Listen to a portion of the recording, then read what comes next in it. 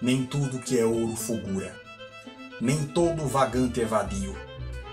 O velho que é forte perdura, a raiz funda não sofre o rio.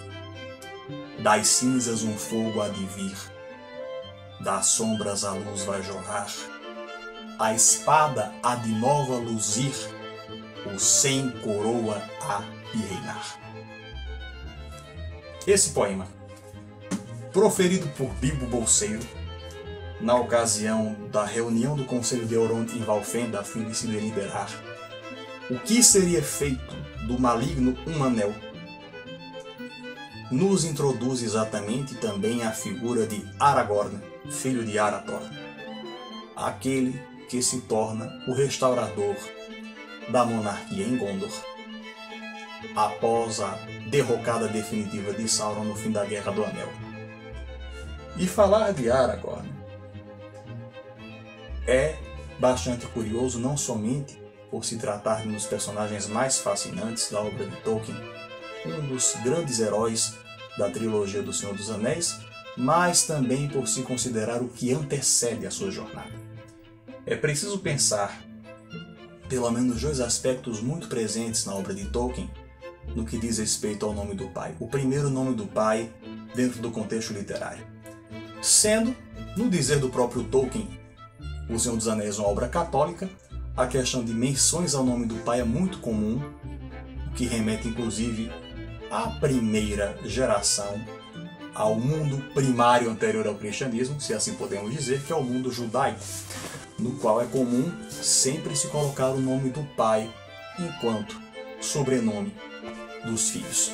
Vemos muito isso no Senhor dos Anéis, como por exemplo o próprio caso de Aragorn, como Aragorn, filho de Arathorn. E também na questão de ser o herdeiro de Isildur. Exatamente, Isildur, o malfadado monarca que teve a chance de dar cabo da relíquia maligna de Sauron e não o fez, mesmo depois de testemunhar a morte do pai, e a duras penas, com um grande golpe de sorte, conseguir decepar a mão, ou melhor, o dedo, do Senhor do Escuro onde estava o anel, e quando teve o anel em mãos, e também a possibilidade de destruí-lo, não o fez. Posteriormente o anel destruiu, a princípio lentamente, devorando, assim como faria com Gollum depois, e posteriormente de uma forma definitiva no episódio que Tolkien veio a chamar em seus contos inacabados de Desastre dos Campos de Lys, onde, numa emboscada de orcs partidários de Sauron, ele vem a perecer e não perece sozinho, ele perece com ele toda a sua descendência.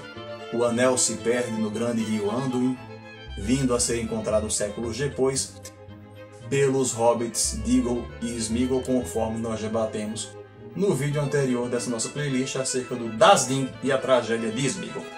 Mas, voltando para a figura de Aragorn, eu gostaria de chamar a atenção para o segundo ponto acerca do nome do pai. Esse primeiro nome do pai que temos é o nome do pai enquanto nomenclatura, em um caráter totalmente literário, para caracterizar o próprio ambiente da Terra-média. O segundo nome do pai, a que me refiro aqui, é o nome do pai conforme proposto por Lacan, que é exatamente aquilo que vem a fazer corte na imago materna, aquilo que vem a introduzir o sujeito na falta, a separá-lo da imagem da mãe, a fim de que ele perceba que ele não é continuidade da mãe ou de quem faça a função, e que a mãe também não é continuidade ou quem faça a função da criança. De que é justamente esse corte que vai inseri-lo na condição desejante, a fim de que ele não fique completamente alienado a um grande outro imaginário. No caso de Aragorn, o nome do pai, antes de retomar essa questão, vou fechar mais um parêntese com Lacan, não precisa ser necessariamente o genitor ou a figura de genitura. O nome do pai, como o próprio Lacan propõe, que pode ser aquilo que faz com que a mãe se separe ou se aparte mais do filho, para não cumprir toda a demanda que o filho tem, quanto mais novo, quando criança, claro. Mas também pode ser o pai, pode ser alguém que esteja mais por perto, pode ser as próprias incumbências do dia a dia, o trabalho, que vão aos poucos determinar essa separação sistemática e natural entre a mãe e a sua cria. Trazendo isso para o campo da narrativa de Tolkien, nós temos basicamente o seguinte: Talvez a primeira inscrição de nome do pai para Aragorn começa exatamente na morte do pai. Quando Aragorn conta na faixa de 2 ou 3 anos, Arathorn morre numa situação bastante trágica. Ele é emboscado, salvo engano, flechado por orcs, se a memória não me falha. Por favor, se estiverem proferindo algum absurdo, comentem aqui embaixo e me corrijam. Agradeço de antemão. E ele é enviado pela própria mãe para Valfenda, a fim de ser criado e educado por Elrond. A medida visava não somente proteger a sua integridade, uma vez que os partidários de Sauron vinham crescendo nas imediações, e na qualidade de herdeiro de Isildur ele precisava ser protegido a todo custo, a fim de que fosse possível existir uma força de oposição capaz de impedir que o Senhor de Mordor pudesse avançar no seu plano de consumar a Segunda Escuridão. Elrond cria Aragorn praticamente como seu filho, o educa dentro dos princípios mais elevados, o que naturalmente nos remete também à própria questão da formação dos monarcas, não somente nos contos de fadas, no imaginário literário, mas mesmo na tradição monárquica mais antiga e também mesmo na comum, uma vez que a monarquia é uma instituição sempre bastante tradicional. Com o passar do tempo, quando Aragorn atinge a idade de 20 anos, e até então ele não sabe sequer o próprio nome, ele é chamado de Estel, que basicamente significaria esperança. Não vou dizer aqui em qual língua, porque é uma grande torre de Babel que Tolkien faz em sua obra por criar uma infinidade de línguas, de culturas e de povos, mas uma torre de Babel maravilhosa, pela qual sou profundamente apaixonado, devo dizer aqui.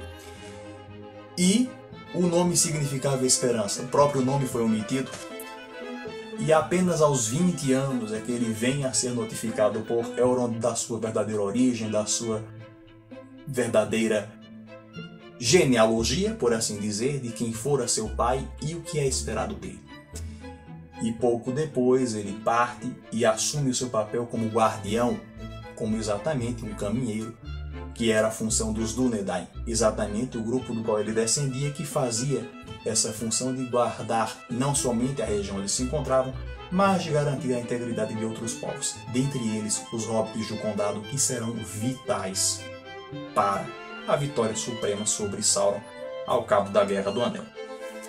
E é importante lembrar o seguinte: além de informar a Aragorn a sua verdadeira origem, Elrond lhe entrega algumas das relíquias, mas ele não entrega todas e deixa isso muito claro, que ele precisará passar pelos testes e que não há certeza se ele realmente conseguirá superá-los. Por último, ou melhor, a penúltima relíquia a ser entregue é exatamente a espada Narsil, a espada que foi quebrada durante a batalha contra Sauron, mas que devidamente reforjada será brandida por ele para a vitória contra o Senhor do Escuro.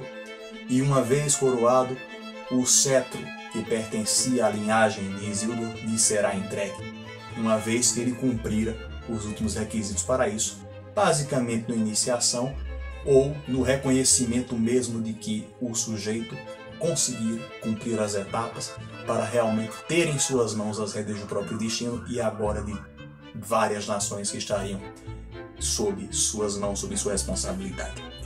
E gostaria inclusive aqui de chamar a atenção para o fato de que ao cabo da Guerra do Anel, quando Aragorn é finalmente coroado em Minas Tirith como rei Elessar, o nome que ele escolhe justamente por conta da pedra que ele trazia. No momento em que os hobbits irão se curvar, ele faz questão de impedi-los de fazer isso e diz: não são vocês a se curvarem. Se há alguém que deve se curvar aqui, sou eu. E toda a corte se curva diante das criaturas mais simples e aparentemente mais improváveis da Terra-média para levar a cabo uma demanda tão incrível como foi a da destruição do Anel nas Forjas da Perdição em Mordor. Lembrando que há dois outros pontos que convém destacar acerca da figura de Aragorn enquanto rei. O primeiro deles é que a sua jornada para o trono começa como guardião.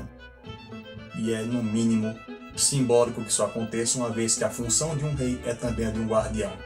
Guardião do povo, guardião dos destinos de uma coletividade. E ele aprendeu muito bem como fazer isso durante o seu tempo enquanto Passo Largo, um dos muitos nomes que é utilizado por ele ao longo da narrativa. Observemos que há uma diferença gritante entre Isildur, que no caso acaba sendo meio que instantaneamente seduzido pelo anel, passa pouquíssimo tempo no poder ao ponto de inclusive causar indiretamente a ruína da própria casa, da própria descendência. E o que ocorre com Aragorn, que tem uma existência bastante longa em comparação com a dos demais homens da Terra-média, ao ponto inclusive de ter a possibilidade de decidir quando morrer, quando ele abdica da dádiva que lhe é dada ainda na qualidade de descendente dos Númenóreanos.